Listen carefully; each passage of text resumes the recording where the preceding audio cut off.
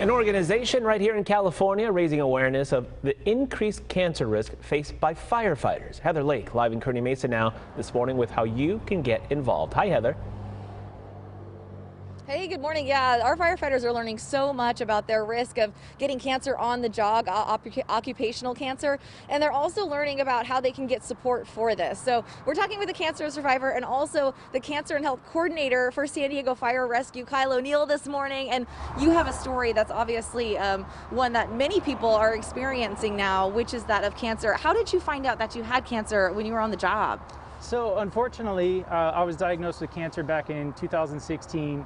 Actually, I just wasn't feeling well. Went in and I got tested, and my results came back that I was in fact positive. I had cancer, and so it's really challenging because hearing those words really, make you think twice about everything we've done on the fire department, and how could I have done this better? And so really that's where I come in now as the cancer and health coordinator, really promoting cancer awareness and prevention throughout the entire San Diego Fire Rescue Department. Because the statistics tell us that we have a 9% higher risk for cancer compared to the general population and a 14% higher mortality rate compared to the general population. So these numbers are really alarming. And in addition to that, the statistics also tell us that in some cases we have a 2 times greater risk for contracting specific types of cancer. So it's just really important to understand that my story is just one of many that have I'm just one of many firefighters that have had cancer across the nation, and the increasing rates keep going up. Well, and it's pretty amazing to hear the stories of how you guys are learning to do different things on the job to reduce your amounts of carcinogen intake. So tell me about, even with this rig, when you go out, the things that you guys have learned differently, and this is just within the past few years.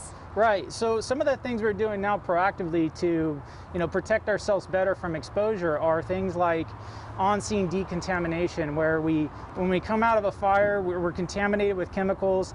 We're doing our part to get that stuff off of us as soon as possible. And in addition to that, using skin wipes to clean our skin to slow down the dermal absorption, lessen the exposure, and really promoting overall just cleanliness,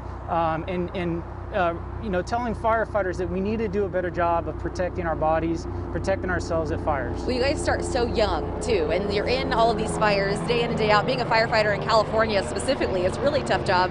You were telling me a few things that, you used to actually get back in the rig after a fire and even get back to the station maybe, at a certain rate, and now you take that gear off, you put it in a bag, right. You get to the fire station as soon as you can and completely shower.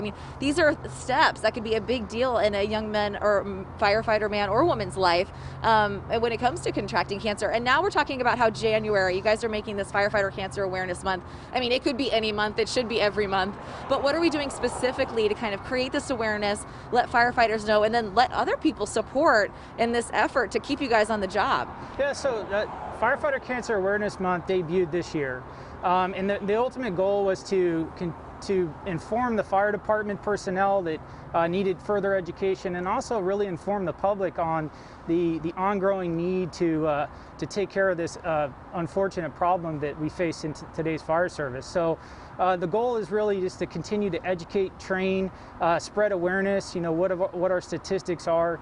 In fact, 75% of the names of line of duty deaths added to the National Fallen Firefighters Foundation Memorial was due to line of duty deaths due to cancer, unfortunately. So, really that's what we're trying to do here in the month of January and throughout the year, is really just promote cancer prevention, spread awareness, be mindful of reducing our exposure at all costs, and taking care of our firefighters. Well, and in the middle of the pandemic, being able to get some of these nonprofits a bit more of a focus, because they have been the ones that have been kind of brushed under the rug. So I'm glad that you're here. I'm glad that we're talking about it, and we're creating that support network not only for families who have firefighters that have gotten cancer, but ways to help them.